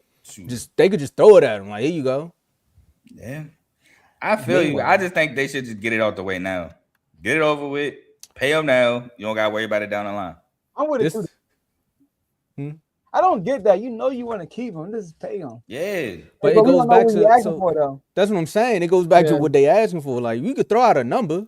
Yeah. And if they don't like the number, now it's like, well, dang. Or we don't know they agreed to a number and they ain't on it. But that's the art of negotiation. Of course, if I'm the Cowboys, I'm a lowball you at first. And of course, if I'm George Pickens, I'm going to come super crazy high and we meet. I ain't going to lie, bro. If I'm the Cowboys, I'm like, look, bro, I give you 35. That's $1 million more than CD. I give you 35. And if Mulagella come back and say, we need 40, like I said earlier, it was nice knowing you, bro. I'm not giving you 40, bro. 40. I'm not paying you 40. Yeah, 40 is crazy. Not because he's not worth the 40, but because it eats so much of the salary cap with CD. And I already got CD. Already got CD. I'm not. If we ain't had CD, throw the 40, man. Let him have the 40. Do your thing. But I ain't. Then you give him 40. Then 2 years later, CD gonna be like, well, he got 40. I need 45. Now it's just gonna get crazy. And then next thing you know, we gonna be talking about trading our number one wide receiver. Who gonna give us like a $30 million cap hit, but also took us to the Super Bowl and also on social media every 30 weeks. I'm talking about AJ Brown. Okay. Listen to what I'm going here. See, I see your face. As soon as I said Super Bowl, you like, wait a minute now, son. Cool your jets. Yeah, I got so many holes to fill on defense. So yeah. But you already know they're gonna restructure. Two restructures. We up 130. If y'all go up 130, then I might be pushing for that 40. I ain't going. That's what I'm saying. That's why I said I think the agent 140. If y'all got 130 in cap space, I ain't gonna lie. That number might have to go up a little bit. I can't pay my second receiver $40 million. Nah, I can't do that, bro. I'm sorry. He ball out. And one thing Pickens does bring to the team, he does bring that energy, though. I'm not gonna lie. He's worth $40 million, but I'll give you like something guarantees or like here go a little sponsor deal. You want to start a podcast? You can start a podcast. Like just some other thing. I ain't gonna lie. I have a hard time envisioning George Pickens doing a pod. But I just looked. But it would be entertaining though. Oh, definitely watching. And no, I'm not saying it wouldn't be entertaining. I just don't know what he would talk about. But Deron Bland also just got paid too. So. Nice try, buddy. Nah, that was funny. Now, that's what Kev's saying in these comments because we got to talk about an Angry Bird now since you want to talk about fake news. It's your moment, Kev. Here you go. Oh, man. Smitty also got drafted by the team. Next subject. Sirianni came out at the Combine. These are the moments where all of the slow moments in the NFL just ramp right back up during the Combine because everybody's going to have a mic in front of them. A reporter's going to ask them a question, and they're going to answer it. Some may be truthful, some may not be so truthful, but you got a GM and a head coach both saying we don't know when it comes to the future with A.J. Brown. Now, there's a lot of speculations that the Patriots want to make a call, the Titans. There's some other teams that's out there, anybody maybe just trying to make a call for A.J. Brown. Ravens. I've heard right now, but right now, A.J. Brown, and shout out to him for putting out that message, though. That was a beautiful message that he displayed because again, mental health is serious and we take that serious here over at R2L as well. quick little moment of silence. Had to get that out of the way because the jokes are gonna fly right after this. Should the Eagles trade AJ Brown? I started off. Carl, you had a lot to say about George Pickens and the numbers. I appreciate that. I'm gonna clip that up for my next debate when somebody says he's not a number one. Joe, take it away. NFC East rival. Should the Eagles trade AJ Brown? No. They should not trade AJ Brown. They should keep AJ Brown. Especially all the stuff I'm hearing from this new offensive coordinator. Oh, Jalen Hurts is gonna have his best year. He's gonna revamp Jalen Hurts' gameplay. Jalen Hurts is gonna do this. This OC, man.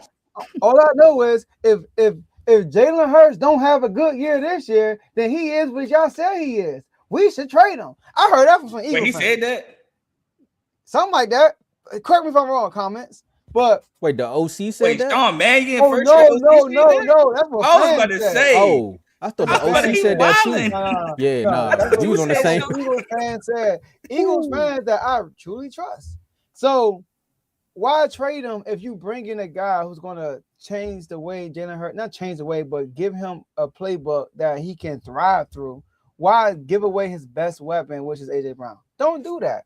And worst case scenario, y'all, season goes by and we still having these issues even while they're thriving, right? Because he's not getting the touch that he wants.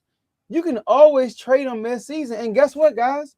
When you trade a player mid-season, there's a chance you can get more for that player because in a trade deadline, people are desperate. People are like, I mean, look what we gave up on Boy, about to release him. So people are desperate around the trade deadline, and they are willing to give multiple draft picks just to get in relevancy, right? Or get a playoff push for a guy like AJ Brown, somebody at the Patriots, right? So I don't think they should trade him. Why? If he said he wants to be there, if him and Jalen Hurts are quote unquote best friends and all that stuff, he's the godfather of his son and all that stuff. Why trade him in the offseason when you just got a new OC? Now we still had old boy Kevo from last year. Then yeah, maybe you should talk about trading him because you're gonna get to repeat the same thing. But with a new OC that's gonna open up the playbook, do not trade your best weapon, which is AJ Brown. Sorry, y'all. Cole and Carl almost had another highlight dunk against Purdue. That's why I made that face. We're up one going to the under 12 minutes media timeout. Anyway, Was it better than Jace Dunk in the dunk contest? That's an Orlando Magic issue at the current moment. No, now they just separate the two. You see what I'm saying? Shout out my boy Chase Richardson, man. But anyway, no. Why would you trade AJ Brown? No. Unless, like Kev says, you come with 2 first-round picks, then it's hard to say no. It is. 2 first-round picks is more than what they gave up for him, if I remember correctly. But no, he's their leading receiver, quite literally. Yes, he had a bad playoff game against the 49ers. It happens. They had a bad year offensively last year. It happens. It's not going to always be perfect. Saquon had a bad year running the ball. It happens. But no, I'm not trading AJ Brown unless somebody pays for AJ Brown because he's my lead receiver. Despite what people say, him and Jalen Hurts have a relationship off the field. That's the whole reason why AJ Brown is in Philly. They've both said that Jalen went to Howie and he pitched them the idea, and they got a Super Bowl later out of it. So no, don't trade AJ Brown. But I do think it's funny, and this has nothing really to do with the topic. I just thought it was funny that he did just do the Julian Edelman and Robert Gronkowski podcast like a week ago, and the Patriots are in the mix for trading for AJ Brown. And Gronk asked for Gronk's jersey. So I just thought that was funny. But Tom, go ahead. When I tell you this kid here, boy, he has a way with the media. Like he has a way to have the media speculate and then just keep things going. Right. And shout out to AJ. You know, I watched the end of Unfazed where he said, you know, he got some insiders. I don't know if you all seen my joke, so I'm going to say it here because I thought it was a good joke. AJ must got a burner account with Brandon Graham because that's the only insider that I could think will share some news with you, AJ. I don't know. It's like, nah, he definitely got some sources. But should they trade him? I could be like Kev in the comments and say, yeah, get rid of him. He needs to go. He's not happy. They're not throwing him the ball for real. But then you look at the yards and say, what do you mean they're not throwing him the ball? I'm like, well, they're not throwing him the ball when he actually needs it. They're just giving him those, what Carl would say, what Carl said in the refuse to lose shot. Here, brother, dang. Take that, man. Man, you keep asking for the ball, man. Sheesh. I said, dang. Just for everybody out there, they don't try to get me fined. Also, the cap hit that they're going to take, the $23.4 million on the cap hit that they're going to take by trading him, I don't think whatever they receive back would be good enough. Because even if they were to get some draft picks back, let's say they did it before the season, they get some draft picks back. Is that draft pick going to be A.J. Brown? Is he going to produce at the same rate that A.J. Brown has for this team when they do actually throw him the football?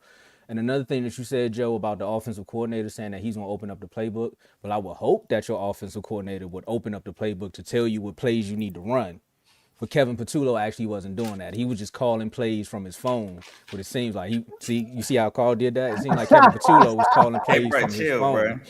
From his phone, because it was just like you have all of this at your disposal, and yet the plays that you were out there calling is just not even in the scheme of the game. It's like you want to run when you should throw. It reminds me of a young Kellen.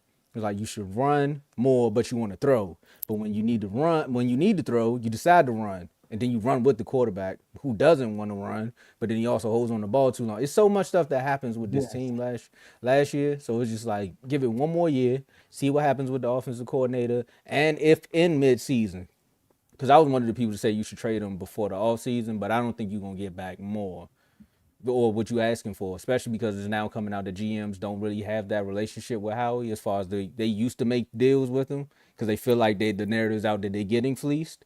So a lot of GMs are like, look, no, we're going to do the fleecing now if this is what you're trying to do.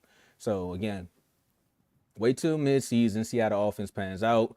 And if it's looking similar to what it did this year, honestly, you might need to not just look at AJ. You might need to look at some other pieces as well. And I ain't talking about the quarterback. The running back might need to go. A tight end might need to go. There's a lot of things that you can get out of there and start over. Well, Saquon, this is the last year Saquon deal. That's what I'm saying. Everybody mad at AJ, but Saquon wasn't running like he was last year. And y'all told him don't break the record. He might be mad. It's finally official. The wait is over. Man, that was before last season. That was after he won, right? Yeah. Hey, that's crazy. That was before the start of this past season. Hey, we had too much fun on this show, man. There you go, Teddy. Oh, man. And it's number 11. That's the funny thing about it. It's number 11 jersey. It was Edelman jersey. I know, but it's like Paculo. I know we gotta get out of here. Patullo. Yeah, I know. Nah, you meant to say we cool though. But I know we gotta get out of here. But if they were to trade, just quickly, I know this could turn into a whole nother topic, but who would be a good fit? The Patriots. Okay. The Ravens. I should have said outside of the Patriots. The Ravens. The Ravens would be great. A jump ball. Here you go, guy. That's what he is. Go. I got Possession, jump ball, spec catch, and he played with Derrick Henry in Tennessee. Ooh. Carl, I like that for your team, but I don't like that for the Chats. I'm cool with the Ravens in the chat. The only reason I say that is because now this would be AJ would have a field day. Oh, he would. And be like, oh, so when Hurts had him, I'm just telling you, bro. For you, it's gonna be like him and Chris. I'm like, you just throw it up there. Throw it up there. If they don't win though. But we don't have. You know what AJ gonna say? Yeah, I know. I can do My that. dog won when he had a. He can't even sniff the Super Bowl with your man. Yeah, that's all I'm saying. Like, ew. Yeah, Trust me, I was there with Kellen. Wait, I know. I thought didn't Saquon sign a 3-year deal? Am I burnt? Did he get an extension? And how much is that guaranteed? You know, I don't know. Did he get an extension? I could be forgetting he got an extension. That is very well possible. But I don't remember. After the Super Bowl, he did get an extension. Oh, okay. I'm about to say I don't remember that, but I could be wrong in that, and I appreciate you for correcting me. Yeah, it's over in 2028. Yep. He did got an extension. Yep. Okay. So that's where I messed up. I didn't remember he got an extension. I apologize. But yeah, I think the Ravens, Patriots, Bills. Obviously, Bills always gonna use a receiver. God, see, that's no. That's anybody actually, but them. That's somebody I said that actually is a good fit too. But get out of here. You know why I said that? Because the head coach came out and I said, see, this is that Josh Allen train that started the FJA motor. We was like, Josh needs more weapons. You know, he needs more weapons to show you all what he can do. And I said, wait a minute. Who's that? Joe Brady? Yeah. He said that? Yes. I said, bro, here you go again, bro. What more do we need? I mean, what you talking about more he needs? Now I ain't gonna lie, like I ain't gonna say act like the receiver talent he got is great. Yeah, he gonna receive. We got our agendas, but come when on. he had giving Steph, he was balling. We really gonna blame him? They ran him out of town. and they trying to run Keon out of town. Stephon did drop that crucial catch against the Chiefs too, though, in his last year. Wait. They On trying third to down. run. So you say we need more receivers, but every time you get one that's We got capable, you try to run them out of town. You We ran got one. Steph out of town. They about to run Keon out of town. How Do you think he bringing run Keon out of town? He trying to save Keon. No, It's the owner. we're not saying Joe Brady specifically ran. No, you saying Josh Allen, right? No, I'm just the saying organization. Yes, the Bills in general. Josh Allen ain't run nobody out.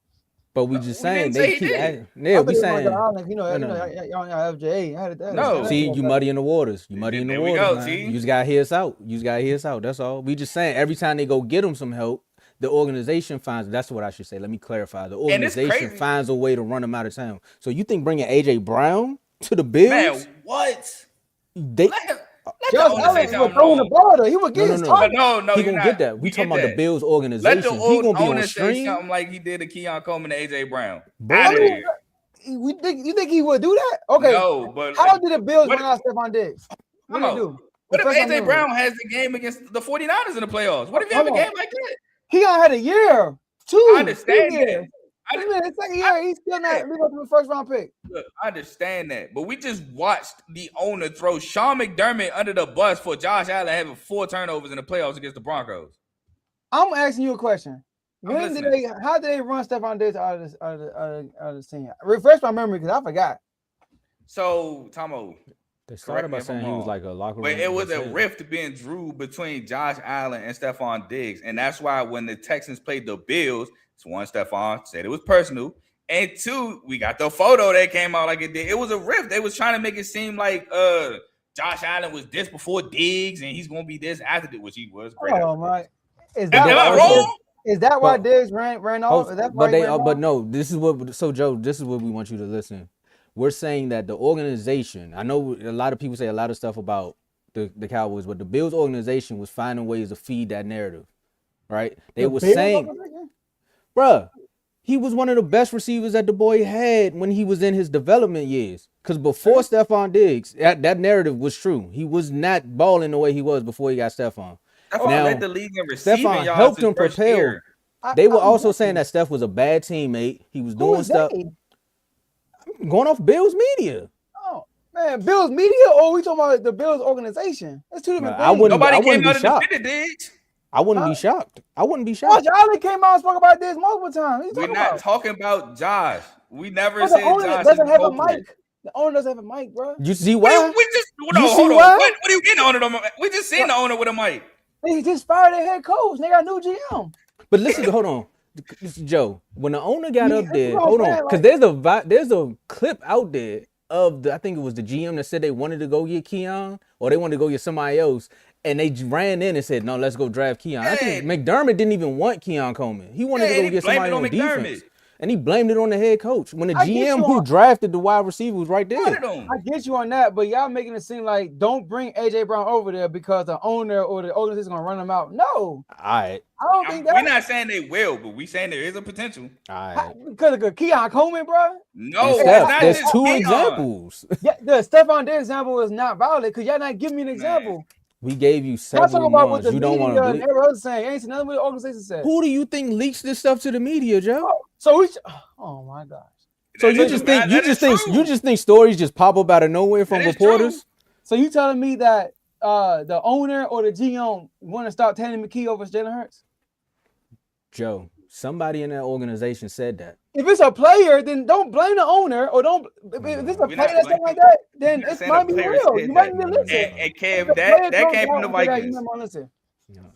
Joe, I'm telling you, I can't. You know what? I can't compare somebody else's situation, but I'm just letting you know that That came there's from the several Vikings. times that I've seen stuff come out about Cowboys players No, I'm that with quote you. unquote Yeah, didn't come from the front office. I'm with you, but Teams do this all the time. I'm with you, Exactly. Tomo, I and I like the agree. Lamar stuff. Some of the Lamar stuff came from us. Look, I agree. What I'm saying, I don't think Stephon got ran out by the Bills organization. I don't think that happened. Okay, he got pushed out. I think Stephon was ready to leave. point blank, and he left because of what was going I think on. because of What the was going on? narrative They that was won't coming win? out, they Huh? were making it seem like the Bills don't need him to succeed. They could win Who is without him. they? The Bills organization. And look, what have they done since he left? The same thing. The same thing. Exactly. So nothing- they didn't win without him. Diggs My made at thing least a is- Super Bowl. But my thing Now, is, I'm not saying he's the sole reason. Before somebody try to clip that up. But my thing is, it's like Stephon Diggs, they are not. I'm telling you, Stephon Diggs didn't show up in the playoffs, bro. We know that. So let me ask you this then. All right, and I know Not all the we're time, going I'll a be little there. overtime. You right. Let me ask you this. Do you think it's good for a owner or GM to come out and talk about your second-year wide receiver the way they did? No, he was wrong for that. 100% wrong for that. But comparing Keon Do you Coleman not and AJ think- Brown, it's like We're not doing We're not that. comparing the two. We're telling you what it's. If AJ Brown goes to the Bills and has one of, let's say he has 3 of those. No, you gotta have 5. Let's say he has 5 of those games, and then the same stuff that was happening in the Eagles locker room this year, where it was just like ask the OC, all that stuff that he was doing during this season when their offense wasn't playing well. first, all right, look, first of all, that won't happen. Let's start there. Wh- The why- Bills don't have a receiver, and So they how still you- have one of the best offenses in the league. So Hold he on. don't have the same. No, sorry, Eagles fans. Josh Allen is better than Hurts. Just say Why you he's not apologize better than for that? Hurts. So you're not going to have a throw me the ball issue. Josh Allen will force feed. He's a force feed Stephon Diggs. Stephon Diggs used to lead the league in targets every year. So he's going to get force fed. I believe that. That's so not my issue. That's why what Tom would have said, like what we had a scene like he did last. That AJ Brown It's a gonna be- build up, He was smiling. but it's a build up. See, you see My how you thing said all is- that about Dick. I'm gonna let Carl go ahead. My thing is, what if AJ Brown has a game like he did against the 49ers and the owner looks in Josh Allen's eyes and see that he's crying and he's so sympathetic yet again, like he said, I looked in Josh Allen's eyes and I got, I'm paraphrasing obviously, and I got so sad. And that's kind of the reason why Sean McDermott is no longer here with us. What if he does the same thing to AJ Brown? You really okay? Let me ask you a question. Do you think he would do that? Yes, I didn't think he would do that about Sean McDermott, and we here. Bro, Sean McDermott, when the last that was the first thing you heard about that, right? And Sean McDermott, man, for how many years and how many years they won anything as a 8 head years. coach? Well, we 8 gonna years. get rid of the head coach or the quarterback? Y'all got rid of y'all quarterback, and look what y'all coach did. Y'all got rid of y'all coach, and look how y'all coach did to y'all. Hold on. Bro, hold on. Y'all got rid of y'all coach after 19 years, I think. And look how y'all own the treat the whole situation. He called him and fired him. He let him come to the offense. And look what he was saying. But this He was is my saying, thing. he was saying like next week he'll be gone regardless.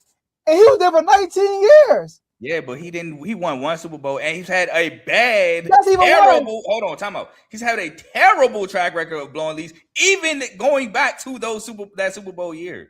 And Dumb and Dumber have a terrible track record in the playoffs if his defense is folding every No, we year. don't. In the playoffs, Against the Chiefs. That's it. that's where they lose. And Against the Bengals. Chiefs. And Josh Allen ain't necessarily been playing the greatest all the time against the Chiefs. Don't forget the first time they played the Chiefs, the score was 33-14. But you could 33. But you could count on 14. Okay, cool. And what about the year after that? That's the 13-second. That was just crazy. Crazy. You know That they was had crazy. injuries. You know they had injuries Did- too. did.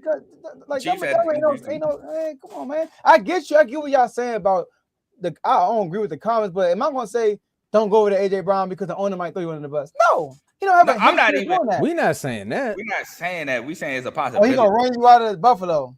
We just You saying know it's a what? possibility. You know what? I kind of it be moments like this on the show. I'd be like, I want it to happen, so I can see how it play out. Because I'm telling you, if the owner come I don't out want it to there, and happen. be, I'm cool with being wrong and Yeah. hypothetical. I do not want this to be. hey, look, I'll. No, see, this why I disagree with I because get you. You're saying like how he handled the situation. Like he yeah, because blamed like the bro, coach. how you I gonna get blame you on that. McDermott when the game was still a game and your man had 4 turnovers and through the turnover that led to the game-winning field goal? It was a field goal, right? Yeah, field goal. Yeah, overtime. Yeah, And this was the year. this was the year. This is like the East, right? Chill out, The bro, East. because you about to go somewhere and I was going to. Oh no, I'm saying like this is the year. Mahomes not there, Lamar not there. It's like, bro, this is the year for you to get there, Josh Allen, and that's how we looking at the New York Knicks or the 76ers. This And is yet- the year. And yeah, you see, I you just said don't all like- that, and the owner come out and talking about Keon Coleman. See, All that. Yeah, he lied on the coach because he gone talking about the coach wanted him, not Brandy Bean, when Brandy Bean clearly wanted him. And then you sacrifice, or not sacrifice, you scapegoated him talking about you looked in Josh Allen's eyes and he couldn't even talk to me for real. He had the 4 turnovers, bro. That's why he couldn't talk to you. You could tell him and the coach wasn't seeing eye to eye either. I don't think so. Let me not say that. I'm sorry. Yeah, but throw him in the bus. Yeah, he did it too Let quick. me say that's true, but the way he handled that was terrible. He did. Don't lie on me. I agree. And don't make it seem like it's my fault we lost this playoff game. I agree. And Josh Allen fought for my man. He was like, "Yo, don't worry about that. We got you." Josh Allen. And he went in the joint was like, "I'm a bill for life," and something else he said that. Let me ask you this question: when AJ Brown doing his old tantrums, do you see Jalen Hurts speaking up for him? But Josh Allen will. Josh Allen will speak up. You know what? He won't be having the tantrums because he will be leading the league in targets probably. I'm about to say shot though, but we throwing shots. See, but we throwing shots. You see what I'm saying? But no, it's not a shot at Jalen Hurts. I'm just saying, like, that was a shot at Jalen Hurts. That was a shot. No, it wasn't attempted to be a shot. But my whole point is when AJ Brown come over there, Josh Allen got his back. That's fine. We're not talking about Josh Allen running them out of nowhere. We talking about the Bills organization. Also, Josh Allen gonna make sure he stay there. I know we gotta end the show, but also this too. Sometimes you gotta experience, right? They didn't have a receiver. He gets a receiver, he becomes good, and now the organization got big-headed probably. Like, we don't need Stephon Diggs. Maybe we all right. Okay, cool. And they get rid of Stephon Diggs, like, dang, we sticking over the hump. You get AJ Brown, now you're more appreciative. Now you like, now we understand we actually need another one receiver over there. And then you would treat that person much better. You've been in a relationship and then you messed up and you got in another one. You're like, you know what? I'm gonna treat this one much better because that's why I was there. I kind of did her dirty. You know what I'm saying? You've been there, right? That's cool. So AJ Brown dropped by 3-4 passes in the playoff game and you lose, and now all that goes out the window.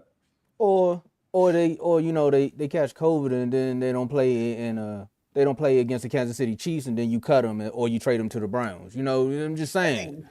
That's why I went with Amari Cooper. It was literally they cut Dez Bryant, said we can go wide receiver by committee, traded for Amari Cooper. The 1 year, the world was shut down. The man said he didn't want to play sports. Jerry said, all right, you don't want to play sports? I'm going to send you to where they don't play sports and send them to Cleveland. And I'm just saying, Joe, this is just what happens. For a bag of chips, man. All right. Amari every day, man. I know. How much, like a 6th rounder? It's a 6th rounder, bro. Shout out to Colin Murray. Hold on. Only true. Hold up now. After, are we talking about AJ Brown or Josh Allen? Which one? Kev comments. If you see him. Because if we talking about Josh Allen, no. But if we talking about AJ Brown, well, probably no too, because early in the years. Well, you know what? Go ahead. Go ahead and do it. Get rid of AJ Brown. See how your offense look. Go ahead and do it. Bro, you think Myles Garrett want to come here and learn how to tackle like Brandon Graham? Man, Joe, in the show. Myles Garrett actually tackle people. He don't fall on nobody. Why would you waste that man's time? Oh, dang. He said Hurts. So you want to trade Hurts and AJ for Myles? No, I think he was answering my question. I'm about to say, man. No, he was answering my question. I ain't gonna lie, I don't which is true. But if I'm the Browns, I'd do that. If I'm the Browns, I'm doing that. You gonna give me a wide receiver and a quarterback? Like, I love you, Shador, but Miles, you got to go. He was answering my question. It's the 2025 iffy year question. Okay. So, my last words, shout out to the whole R2L network. Shout out to the whole R2L family. Really appreciate y'all. The network is booming. It's doing good. Commanders, man, it's like Tom was saying right now, it's the leading up to the combine. The combine is actually here. And leading up to the draft, free agency, and everybody has a microphone. So I'm listening to everything Dan Quinn says, listen to everything Adam Peter says. Brandon Ayuk looking like he's gonna be a commander. So I'm pretty sure that's gonna happen. At first I was like, you know what? No, but I saw somebody talk. He was like, man, Dan Quinn always want these saints. You know what I mean? He want these guys who's very disciplined, these good guys. Sometimes you need one of them knuckleheads on your team. Charles, about to say. Sometimes you need a knucklehead on your team, right? You need one of those once in a while. So that's right now you. Plus, you got rapport with JD5. We need that. You definitely know a lot about sacrifice. Sacrifice is going around that stadium. Played with JD 1 year. Huh? You played with JD 1 year. They like best friends though. Shout out to Here AJ you go. Brown. Here you go. Here you AJ go. that hurts. All right. They are best friends though. Remember the pivot? You remember that? I know. You want was that? glazing. Hey, I'll take that headache. He was glazing. Let's give me 1,400 yards. No, you said what? Who See, he was doing glazing. what? Who was who? Huh? Are you or Yeah, JD? I was glazing JD. Okay, cool. I would As say- long as that way, you know what I mean? My boy, He was you an know ore what I mean? farmer My boy too. like, a little bit. hey, bro, man, who's your favorite basketball player? LeBron. Done. Done. I got you. You want to meet him? I got you. Come on to the backstage. Let my man meet LeBron James. If That's what my LeBron guy does. I never seen ain't Dak gonna- do that. Never seen Excuse Lamar do. No, I seen Lamar do probably something like that. What? I never seen that. Excuse I'm just saying. Lamar is the person. Lamar ain't got to do that. Lamar is the person. Oh, you want to meet Lamar? I got you. Lamar is the person. Lamar. Dak is like an accountant. That bringing guys to Lamar. So he said what? See, he got 20 pitches. Dak gonna get you paid. It's two different stories, man. Okay. Ask Dalton Schultz. I mean, he got Terry paid. Did he not? Ask Dalton Schultz. Okay. He got Tyler. Ask Amari Cooper. Ask CD Lamb. Come on now. He got a name. I mean, my guy only been for 1 year and got the receiver paid. Ask George Pickens. George Pickens about to get paid. I'm just saying. He is though. I ain't gonna lie. That dude again got paid. I give you that. Mm. Get guys traded for a 6th round pick too. But anyway, Ask Jordan Love. Jordan Love got paid because he beat the Cowboys. Come on now. That getting people paid. Ask Brock Purdy. But that by you saying that, you are saying that Dak is the reason that y'all lost that playoff game, which is not true in my opinion. One of the reasons. One of the reasons. One of the reasons. Yeah, one of it's true. Yeah, I mean, he got a big slice of that pie. Yeah. But the Kings keep doing what you got doing, man. No, you don't. Hold up, Joe. I see what you did there. We gotta go though, but go ahead. Tomo is true. I'm sorry, bro. He threw a pick 6 before the half and another Big slice of the pick. pie. Big slice of the I pie. be giving Lamar big slices of the pie, and some people might disagree with me. Joe head coach was over there interviewing on Zoom. Now all of a sudden the league want to talk about, oh no, you can't interview while they're in the playoffs. Why you wait till after Dan Quinn's? Man, I was about to cuss. Go ahead, Joe. I'm done. I know, right? They got our new rule now. But the Kings keep doing what you got doing, man. I mean, the Wizards winning games, you know what I mean, on accident. The Pelicans about to make the play-in, The Joe. Pelicans, they got Johnson Murray. Murray. We got a chance. Hey, bro, he said, duh. I'm like, dog, don't act like that, bro. They got the Johnson Murray back. And like we chilling. It's just me, the Wizards, and the Pacers, bro. The Pacers keep and Utah. Shout out to the NBA. Lloyd Marketing suffered an injury in practice. Oh, for real? We're gonna bring our guys up there to get an MRI. All right? You get your MRI and show me what you say. Hey, look, I can see Danny Hayes calling Lloyd Marketing to his office in a dark room with a hammer in his hand. Yo. Hey, bro. All right, perfectly injured him so he can get the Yo. So be careful. Somebody watch Lloyd Marketing back for real. But yeah, keep doing y'all doing, Kings. The only way we can get a superstar if we tank. And I ain't apologizing for it. Go ahead, Carl. Take it away, man. First of all, I'd like to say appreciate y'all for having me on the show as always. Second of all, Joe, that's what that meme or the GIF I put in the chat. We was like, Shay coming back, and I put the dude with the bat in his hand. That's what it meant. We gotta take a bat to his kneecap so K can get that MVP, man. Because if he don't miss 65, if he don't miss the threshold, might be SGA award, man. I can't lie. So Hey, hold on, Carl. I do gotta say this. I just think it's funny. I said in the chat, I think it's funny how me and AJ had a debate about Jaylen Brown and SGA. In the same night, Jaylen Brown had the Celtics had the worst offensive game of the year. And the next day, SGA is back. yeah, shout out Derek White. He played well. Shout out to this. Would have been an all-star if he was number 1 seed. Yep. But MSU was down 2 with the ball with a minute and a half left. In the first half, I heard that, and I'm not tripping, bro. Just because y'all lost by 30 and we beat y'all by 40, you hating. I want to say 30, 40, 50. Just keep adding them up. You hating. But Ravens, I'm interested to see what we do in free agency. I'm interested to see if we make a run at Max Crosby. Now, if they want 2 first-round picks for Max Crosby, do not do it. I love Max Crosby to death, but 2 first-round picks, I am cool. We will get a first-round pick, draft pick, probably Keldrick Falk, probably David Bailey. I even like getting Romello Height later on. So I went for 2 first round. So that's cool, but wait, what? Michael went for 2 first, right, Tombo? Yeah. Yeah. You want to do it for Max Crosby? Nah, Michael way younger. How old is Max Crosby? He signed 1 contract, right? Like 30 something. Max might be in his 30s. He might be. pushing 30. Can't be in his He 30s. definitely pushing 30. Go on to your last words. Go on to your last words, Carl. I'm already almost done, bro. Max Crosby is 28. Yeah, He'll be 29 before 29 to start the season. Okay. I don't know if I'm doing 2 first-round picks. never I'll said do that one. either. I'll do one. I ain't doing 2. But I feel you. Pistons. We got Cleveland tomorrow, and I ain't gonna lie, I am nervous because, like I always said, the Pistons have always struggled with Cleveland. That's a big game, in my opinion. It's a true litmus test.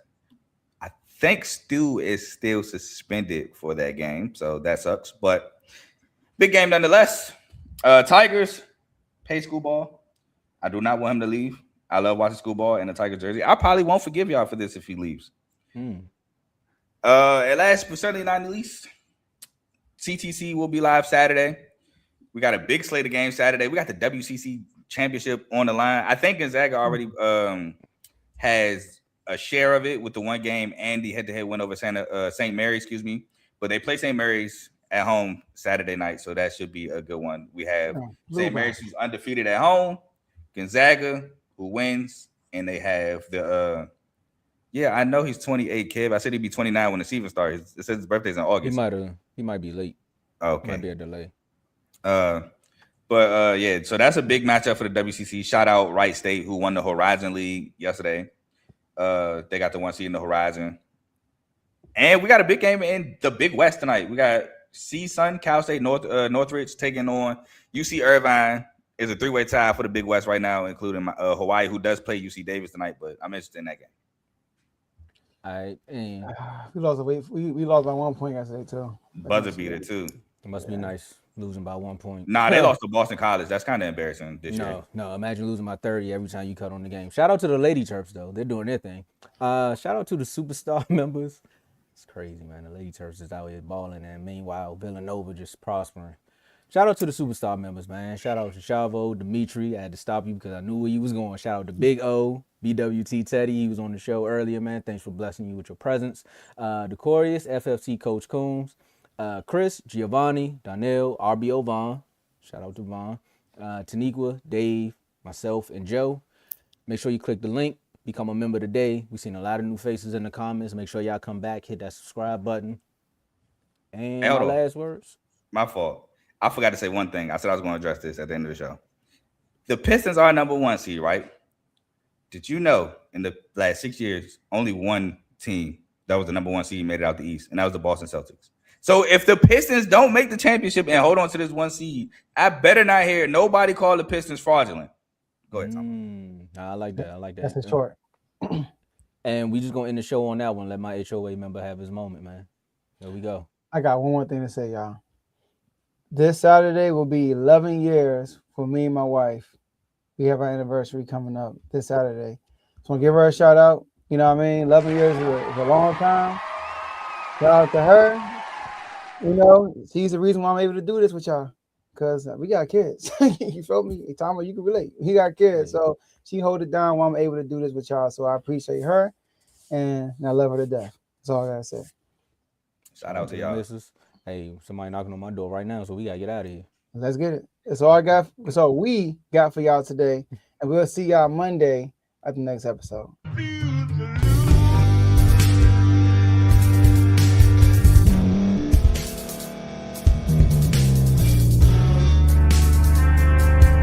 Thank you for staying to the end. If you're watching this on YouTube, please like this video, subscribe, and also hit that notification button so you can be notified next time we put out a video.